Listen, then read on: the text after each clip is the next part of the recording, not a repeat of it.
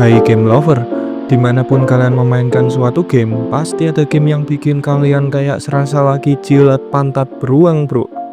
Salah satunya adalah game ini. Game yang entah dari mana asalnya ini benar-benar menyajikan gameplay yang sangat khas dan unik hingga kita yang memainkannya berasa punya penyakit bipolar. Game yang repetitif, tujuan yang gak jelas, ditambah satu fitur yang sangat menggugah selera gamer untuk memainkannya, yaitu adanya zona aman di game yang katanya berbasis dungeon bro. Oke, kalian mungkin gak paham sama apa yang gua maksud, tapi mari kita perjelas. Gua masih nggak paham sama otak dari pembuat game ini. Mau membuat gamenya ke arah mana?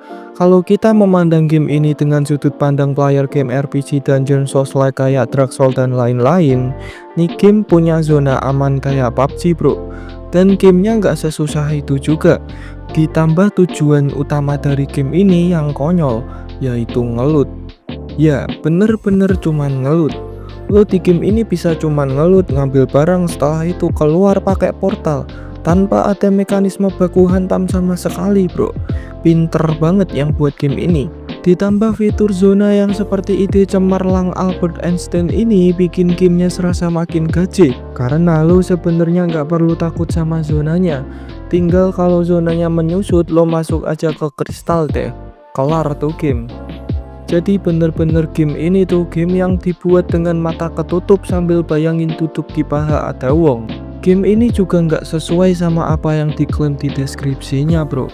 Mereka ngomong bahwa game ini adalah game medieval exploration mobile, tapi dimana explorationnya? Lo baru main sebentar aja udah diseruduk sama zona. Mau ngelut juga lootingan barang-barangnya nggak jelas, sama sekali nggak valuable banget. Daripada game dungeon, game ini lebih kayak game maling peti terus keluar. Mapnya pun juga kecil banget. Mau dibilang game battle royale juga nggak ada battle-battlenya sama sekali. Cuman dipenuhin NPC. Kalau ketemu player pun cuman satu atau dua party yang kita temuin. Tapi tentu aja walau di antara para domba bau pasti ada domba yang cantik, walau tetap nggak wangi. Ada beberapa sisi yang perlu diapresiasi dari game ini bro, yaitu fitur gameplay combatnya yang sebenarnya menarik, ditambah animasi dan grafiknya udah keren banget buat seukuran game mobile. Makanya sayang banget game dengan mekanik combat sebagus ini malah harus berkelahi dengan genre game yang gak jelas. Bahkan gue bisa satu kali main game ini tanpa perlu nyentuh tombol skillnya sama sekali. Fitur kelas di game ini juga menarik banget, bikin gamenya nggak repetitif secara karakter desain, walau gameplaynya kayak anak yang lahir dari hubungan gelap kuntilanak dan genderuwo. Sayang banget aja, game ini sebenarnya punya potensi bagus banget seandainya gameplaynya nggak aneh begini. Overall dari gua sendiri adalah 3/10 alias sampah. Nah itu adalah review dari gua. Kalau kalian nggak sependapat, tulis aja di komentar. Siapa tahu kalian bisa merubah pemikiran gua soal game ini.